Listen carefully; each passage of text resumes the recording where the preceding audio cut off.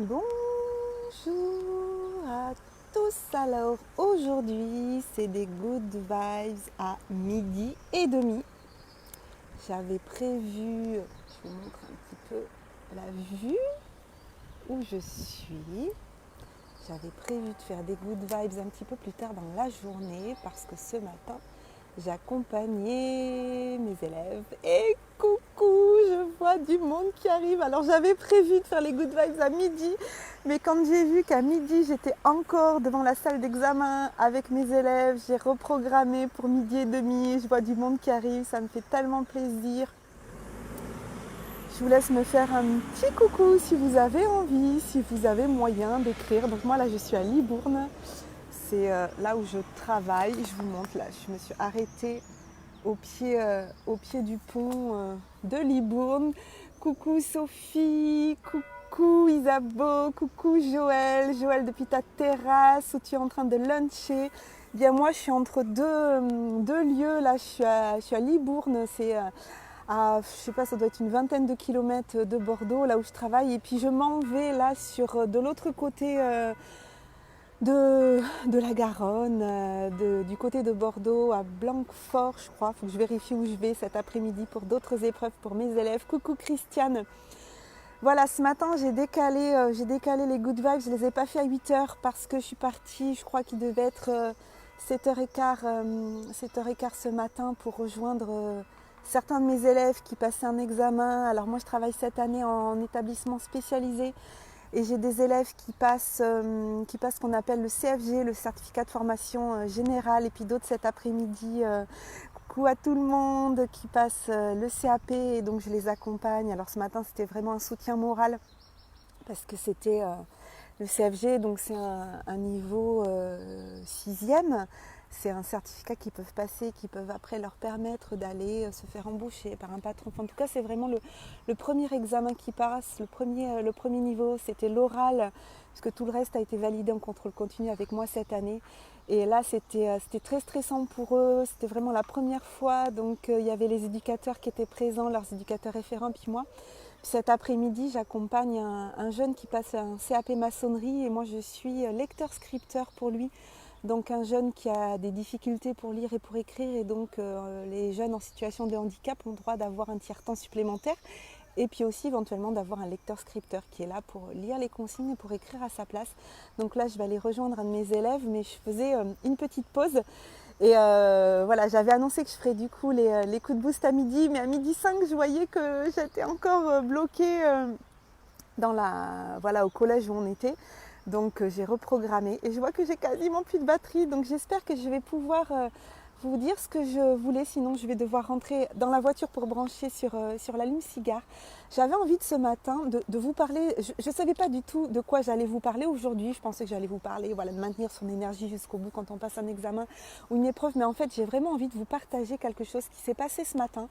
J'ai assisté à quelque chose et que je me suis vue, je me suis observée dans mes réactions et dans la régulation de mon système nerveux autonome. Vous savez que je vous en parle beaucoup avec la théorie polyvagale. J'en profite pour vous dire que si vous souhaitez assister à la première de mes rencontres expérientielles, donc où on va parler justement de la découverte de ce qui se passe à l'intérieur de nous et une introduction à la théorie polyvagale, vous avez le lien juste au-dessus en description pour vous inscrire à cette première qui aura lieu le jeudi 24 juin à partir de 19h45 heure française. Voilà, vous avez toute l'information au-dessus. Ce matin, donc, on attendait, on était avec les éducateurs et on attendait que nos élèves soient appelés pour passer. Jean-François, tu dis avec l'énergie de ton soleil, tu transmets bien la confiance en eux. Bravo. Oui, merci beaucoup. J'espère, oui, leur avoir transmis. En tout cas, ça s'est super bien passé. Leur oral s'est bien passé. Ils étaient contents. On était tellement fiers d'eux. Voilà, beaucoup d'émotions ce matin dans ces épreuves-là orales pour eux, les premières de toute leur vie. Et donc, il y avait beaucoup de jeunes de SECPA, de sections adaptées en collège, mais moi, ceux que j'accompagne, ils sont en ITEP, donc ils sont vraiment déscolarisés en fait. Moi, je leur fais ce soutien scolaire en plus. Et Et à un moment donné, donc j'entends, j'étais assise un petit peu plus loin parce qu'on attendait dans la cour. J'étais assise un petit peu plus loin parce que mes jeunes étaient rentrés, ceux qui passaient à 8h, j'attendais ceux qui passaient à 9h30. Et puis là, j'entends une femme parler assez fort contre un jeune. Et je me retourne et je vois le jeune qui part en courant parce qu'il allait passer son oral. Il attrape quelque chose sur le banc, puis finalement il revient, il avait oublié quelque chose, il avait oublié une clé USB sur le banc. Puis là, j'entends cette femme qui lui crie dessus et qui lui dit « Ah, mais c'est pas possible, encore une fois, t'oublies tout le temps tes affaires, c'est pas possible, t'es un boulet !» Et là, j'étais tétanisée en fait. C'est-à-dire que je me suis observée, j'ai eu mon système nerveux autonome qui s'est bloqué, et j'étais comme paralysée de voir la façon dont elle lui parlait. J'ai failli réagir, mais j'étais à 5-6 mètres, peut-être même plus. Et le temps qu'elle parte, lui, qui parte en courant, passer son examen, et elle, qu'elle lui crie dessus, je ne sais pas qui était cette dame, je ne sais pas si c'était une CPE, je ne sais pas si c'était une pionne, je ne sais pas du tout qui c'était, je ne la connaissais pas.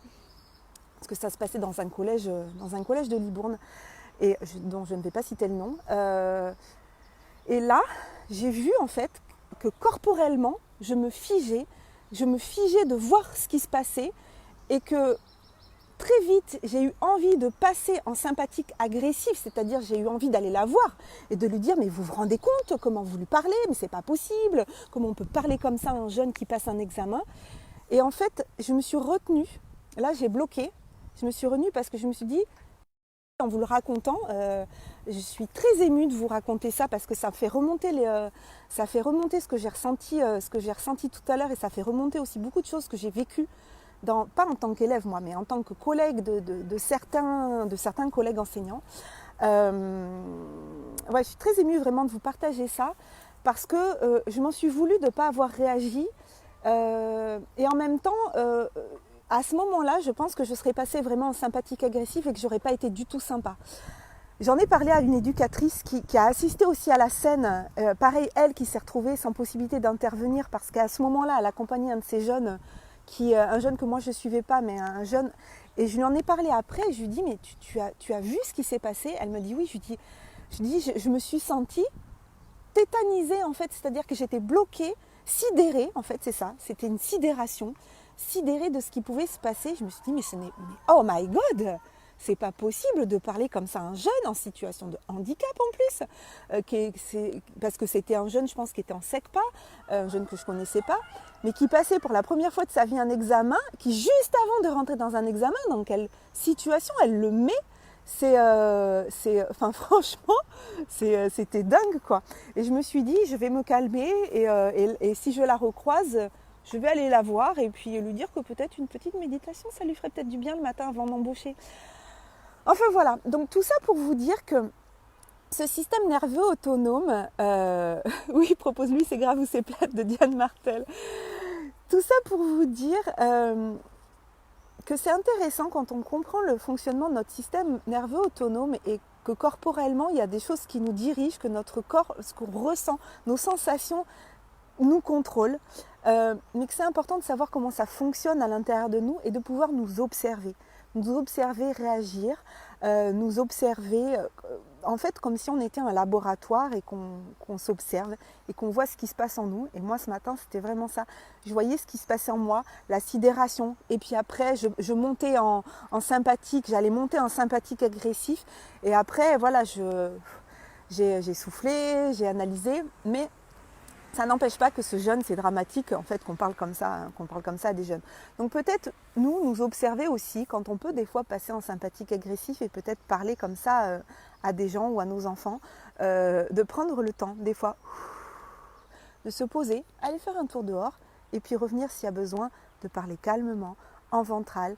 Mais en tout cas, vous imaginez la corrégulation qu'il y a pu y avoir là entre cette femme et ce jeune garçon qui passait son examen. Je pense qu'il faut aussi qu'on prenne conscience de la puissance de cette corrégulation et qu'on peut autant réagir. On peut faire de la corrégulation négative, autant on peut faire de la corrégulation positive. Et moi ce matin, enfin les éducateurs et moi ce matin, qu'est-ce qu'on a fait? On a fait depuis 7h45, même certains depuis beaucoup plus de temps, parce que certains sont allés les chercher chez eux. Il y a des éducs qui se sont levés à 6h pour aller chercher les jeunes chez eux et les emmener passer leur examen. Ça a été tout le temps de la co-régulation positive. On a dit, allez, tu vas voir et ça va se passer comme ça va se passer comme ça. Enfin, voilà, vraiment de les co-réguler. Une des éducatrices est allée acheter voilà, du café pour nous, des chocolatines, des croissants, des Fanta parce qu'ils avaient envie de boire du Fanta, les jeunes. Enfin, voilà, cette espèce de co-régulation positive, oui, sympathique, agressive dès le départ. Oui, oh my God, hein, c'est coucou Françoise. Alors oui, c'est ça, elle a été, je ne sais pas ce que vit cette femme, je ne sais pas comment se passe sa vie. Ce que je vois, c'est que mince, zut, crotte, flûte, là, pour rester poli, quand on travaille avec des jeunes, qu'on travaille dans le milieu éducatif, et c'est aussi plein de choses qui m'ont révoltée moi dans ce milieu, c'est effectivement de faire attention, de prendre soin de nous pour pouvoir prendre soin des autres. Mais le premier, comme dans l'avion, le premier à qui on met le masque, c'est sur nous-mêmes, pas le masque anti-Covid, mais le masque pour respirer du bon oxygène. On le met d'abord sur nous, donc on prend soin de nous, et ensuite pour prendre soin des autres. Joël, tu dis évidemment, on ne connaît pas son contexte à elle, mais je suis tout énervée contre elle. Oui, je ne connais pas son contexte, et je ne dis pas qu'elle n'a pas de circonstances atténuantes. Je dis juste que ce n'est pas possible quand on travaille avec des jeunes, encore plus là en situation de handicap, qui ont déjà des vies très compliquées, c'est peut-être le seul diplôme qu'ils vont passer de toute leur vie, mais mince, un petit peu d'amour, quoi, je sais pas, et on prend un peu sur soi, et si on a besoin de se faire aider, on se fait aider. Donc oui, bien sûr, je connais pas son contexte, mais moi aussi j'étais énervée, et je me suis vue passer de ce dorsal à ce sympathique agressif, où il valait mieux pas que je lui parle tout de suite, parce que voilà, je pense que j'aurais eu... Heureusement que ce n'était pas un de mes élèves, parce que là, je pense que je serais montée dans les tours, mais je sais aussi que c'est à moi aussi de réguler mon système nerveux autonome, et que si j'étais passée en sympathique agressif pour aller lui parler, ça n'aurait pas du tout arrangé les choses.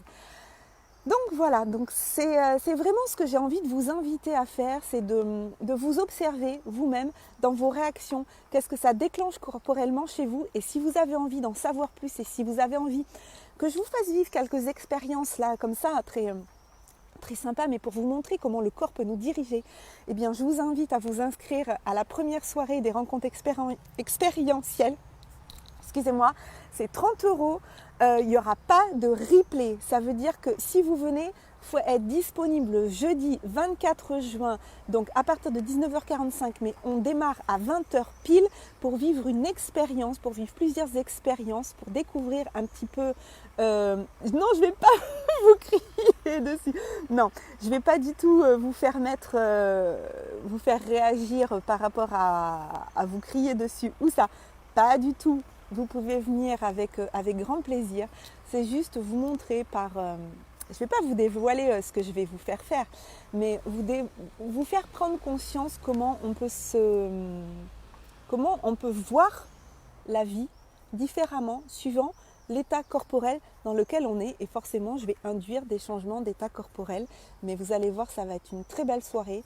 Donc si vous avez envie d'y participer, donc comme je vous le dis, il n'y a pas de replay, parce que pour moi, il n'y a pas d'intérêt à ce que vous le voyez en replay. Il faut vraiment le vivre à ce moment-là, le jeudi 24 juin, à partir de 19h45. Mais on démarre à 20h pétante. Sur ce, je vous souhaite une très très belle journée. Merci Isabeau, tu me remercies pour la belle énergie. Écoute, avec grand plaisir. J'ai partagé justement ce matin, et Joël l'a vu puisqu'elle m'a dit « Oh ben ça remplace le Good Vibes de ce matin ». Pour ceux qui sont dans l'Académie Zéro Limite, vous avez vu que j'ai partagé une vidéo ce matin où je vous partageais comment on peut avancer, se déconnecter dans un premier temps. J'ai oublié de le préciser après ça, mais dans un premier temps on se déconnecte du comment.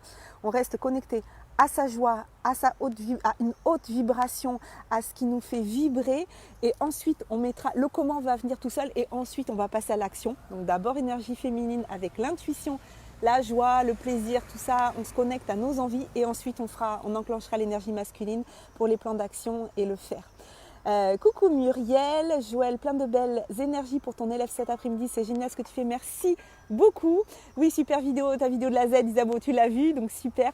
Je vous souhaite une très très belle journée, je vous dis à demain. Demain, c'est bon, on se retrouve à 8h, et puis après mercredi, 8h30 pour le coup de boost. très très belle journée. Je vous embrasse. Prenez soin de vous. Prenez d'abord soin de vous et par ricochet, vous pourrez prendre soin des autres. Ciao, ciao. Bye bye.